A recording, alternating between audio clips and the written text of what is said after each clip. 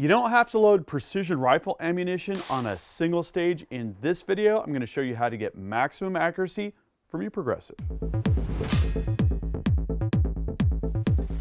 Gavin Gear here from ultimatereloader.com. My shooting mentor told me you don't need to load precision ammunition on a single stage. If you're doing something like going to a PRS match or shooting NRL Hunter, it's likely you can get the required precision and accuracy out of a progressive.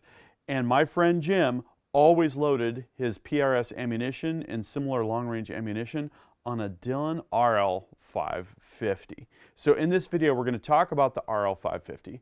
We're going to talk about why it's a good selection for loading precision ammunition.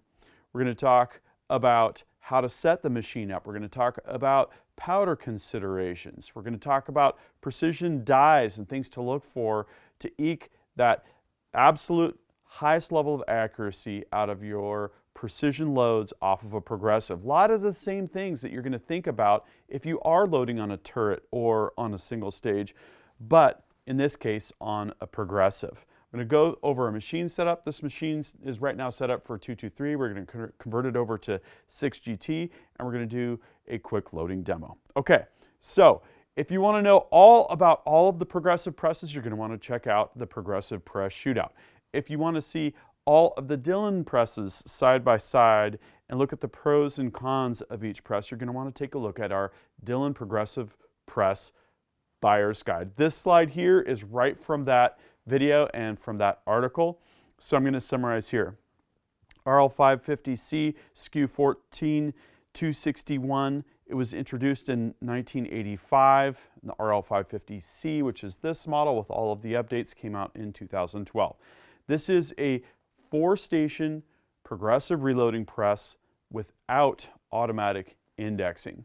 So every time you go and you do a cycle of the press, you need to manually index it. Now, one of the advantages of this manual indexing design is that that indexing happens at the bottom while the ram is not moving. It doesn't have to move and get that mechanical energy to index while it's on the way up or on the way down.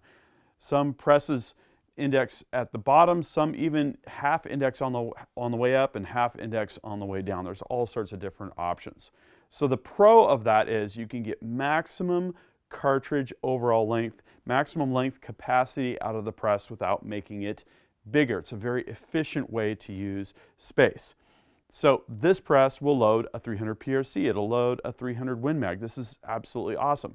The downside is you have to remember to manually actuate, and if you're loading pistol especially, and you have large case capacity and small powder charges, you can double charge with this press. You have to make it a part of your muscle memory, you have to make it a part of your process and procedure, and it's always a good idea to use a powder check as well. Okay, so another advantage of 4 stations for this particular press with respect to precision is the fact that these shell plates are really small in diameter. And what that does is it keeps those die stations closer to the middle, and that means less tipping of the shell plate is inherently possible and likely to happen, and that means greater consistency for things like your shoulder bump and your seating depth for seating bullets, that sort of thing. So this RL-550C can handle 2.875-inch max case length and 3.72 inches maximum cartridge overall length. So yes, that 300 PRC will load just fine on this. It's die-cast aluminum alloy. The ram is 1.485 inches in diameter, and it has an on-demand slide bar priming system, which works really well. So the RL-550C, some advantages are good for precision, easy caliber changes, lower cost caliber changes because these kits with the parts to change calibers are a lot simpler. Downsides are you've only got 4 stations. So while you can absolutely load pistol ammunition on this press, a lot of times people that are loading pistol want more stations for things like a case mouth expansion station, a powder check station, a bullet feeding station, separate seating and crimping, and you're not going to be able to do all that on this press. That's not what it's for. So that's a brief overview of the RL-550C. I've got multiple of these, and if I need to load precision ammunition in a hurry for something like a PRS kind of shooting scenario, this is going to be my go-to press. Okay, so die stations, let's cover that real quick. So the basic setup would be sizing, depriming, and repriming, station 1, powder charging, and then bullet seating, and then bullet crimping. But in many cases, you don't need to crimp your bullets. We're not going to for 6GT. If I had cannular bullets for 223 and I was shooting it out of an AR, yes, I would crimp. For precision bolt action stuff, nope. So I'm going to use setup number 2 here, which is sizing and depriming and repriming in station number 1, powder charging in station number 2, powder check in station number 3, and bullet seating in station number 4. So we're going to use all of the stations on this press. Okay, let's talk about powders. So one of the downsides of a progressive press is you can't dump a powder charge and then trickle up and get down to that last little 0.02, 0.04, 0.1, whatever it is, whatever your level of precision is, grains of powder charge weight. So what you want to do is find a powder that will drop each time, and each time the case-activated powder measure dumps, it dumps real consistently. And in my testing, the most consistent metering powder in a measure like this is going to be a ball powder. And Hodgdon just came out with a couple more stay ball powders. They are temperature stable with a copper fouling reduction agent. So these powders are kind of the latest and greatest, and specifically if you've got a progressive and you're loading precision ammunition, they are great. So there's 3 different stay ball powders that you can choose from. Stay ball 6.5 for your Creedmoor class of cartridges and for cartridges that have similar burn rate. Stay ball match, which I've got here and we're going to use for 6GT. This is going to be a Varget speed powder. So good for 223, good for 308, good for 6-dasher, good for 6GT, which we're going to load here. And then you've got Stay Ball HD, which is more of a kind of H1000 Retumbo speed powder for magnums. So yes, it's great that this press can load a 300 PRC, and Stay Ball HD would be a good powder to go along with that. And if you want more information about these powders, we've got multiple stories that we've done, individual stories plus a roll-up, and then I also talked to Aaron Olger at the SHOT Show this year, and he talked more about the backstory on that. And in this picture here, you can see what something like Varget, which I think is the first over from the left, looks like a short stick powder versus ball powders. Okay, so we're going to use a stay ball match because it's going to meter consistently. We're going to get a consistent weight. Another consideration is dies. So when we load precision ammunition, we care about things like neck tension. So here I've got a Forster custom honed die. The neck area is honed to the exact diameter that we need to size our Alpha Munitions 6GT brass down so that we have appropriate and consistent neck tension when we seat our bullets. The bump of the shoulder is another important consideration. For bolt action precision ammunition, we're going to bump the shoulder back on our case about 1/1000 to maybe 2.5 thousandths, less than we would with an AR. So we want dies that are going to produce concentric necks that are going to be dimensionally correct, that have the correct neck diameter, and that are going to allow us precise control over that shoulder bump. And then another consideration is the seating die. There are many different types of designs for seating dies, and I've found that to get the best concentricity of the bullet, in other words, if you spin the cartridge, the bullet's not wobbling around with respect to the case, you're going to want to go with a sliding collar type design. Hornady makes these, Forester makes these, even Redding makes these. I've got the ultramicrometer seater here from Forester. The other advantage of this die is it's going to give us the ability to dial our bullet seating depth by the thousandth. It's really easy to hit a 1/2 thousandth to of adjustment because you can go right between the lines. So you might need to do some experimentation, but the dies are definitely a very important part of the equation. They're going to enable a progressive to produce really good, consistent precision ammunition. So these are the things that I think about when I pick a press for precision ammunition, a progressive, and when I go to set it up. And that's what I'm going to do next. So I'm all set up and I've loaded one cartridge to test the setup. And there were a few things that I did. First, I had to remove the case feed system because the double alpha mini case feeder for the RL-550, it supports 223 on the rifle side, but all the rest of the supported cartridges are all pistol. So I removed that. I had this tool head here that, as you can see here, was previously set up for 6-Dasher, which is a very similar cartridge. We removed the 223 shell plate and buttons and replaced that with a number 1, which has the 308 case rim, which is what we've got with 6GT. And then it was time to slide in the tool head and start working on all of the die stations. So we've got the full-length sizer in station number 1. I did some testing with that to make sure that I had the proper shoulder bump. I'm at about 1/1000th of an inch right now, which is great for precision rifle.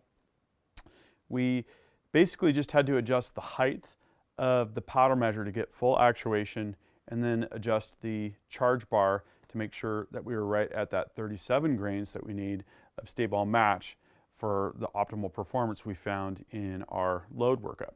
Okay, and then in station number 3, we've got this simple RCBS powder check die. And basically all I had to do was, raise the ram, powder charge pushes up on this little rod in the middle, and then make the white O-ring match where they'll come up and be flush at the top. It's just a simple visual I can do every time. Then we got the ultramicrometer seater all the way down against the shell plate, backed off the bullet seating depth adjustment, took a dummy round, which is this round right here, which has the bullet seated to the proper depth, around 20/1000ths of an inch off the lands on our 6GT precision rifle, and then raised the ram with the dummy cartridge in place, lowered the micrometer until I could feel it contact. I checked, and then we had to go another 10/1000ths of an inch to get exactly where we needed to be. So those are some of the things I go through when I'm doing a workup. I did a whole bunch of powder actuations, dumped a whole bunch of charges to make sure that everything was settled in and we were going to be good to go there. We've got good contact on the shell plate, which will help to ensure our consistency. Next, let's load some test cartridges. Okay, so preloading checklist. We've got some cases here, previously fired, cleaned, annealed, and lubricated with Imperial case sizing wax. We've got primers. We've got our powder. I'm using the Double Alpha Academy IR low powder sensor, so we get a little visual or an audible alert. These LEDs are kind of cool on there. We've got our Sierra 107s, the powder hoppers loaded up with stay ball match. I think we're ready to do this. So what I'm going to do is I'm going to run the machine up and I'm going to talk through this with you. We'll load a few and then we'll kind of run it back down. And the first thing that I want to mention is I'm never in a hurry when I'm loading precision ammo. We're saving so much time using a progressive, there's simply no need. So we're going to go all the way to the top. And then with the 550, I like to lift slightly as I'm indexing. And then we're going to insert another piece of brass. Now our lead brass is going to charge. Advance it once again, insert another case. I haven't been using this machine recently, so it takes me a little while to get back into the rhythm, as it were. Okay, so now when the case comes up, it's going to push the rod up. We're going to see that align with the top of the little white O-ring. That tells us that our powder is in the right neighborhood there. And then we're going to place our bullet now each time. So now that we're run up, the process for each indexing of the press, I had one get away from me there.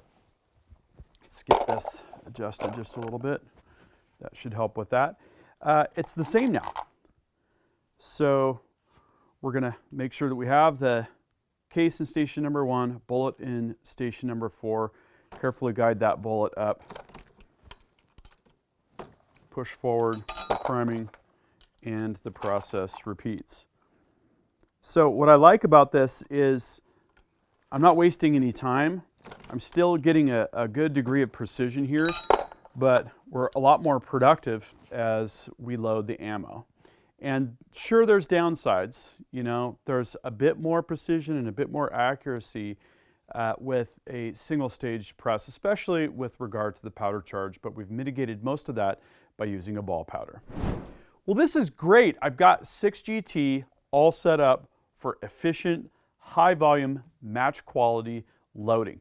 And what's also exciting is I've got more content coming. We're going to take the 6GT out to 1,000 yards and put it head to head, progressive loaded ammo versus the single stage loaded ammo, and see if we can tell a difference with regard to how we're getting on target, because that is the most important thing. Here's what I'd like to know is, what kind of precision loading setup do you have going on a progressive? What kind of press? What kind of dies? What are you loading for? And what are you shooting it in? Drop a comment and we'll start a discussion. Don't forget to subscribe with notifications, because you're not going to want to miss the follow-up content. That concludes this video, and that means it's time to wrap it up.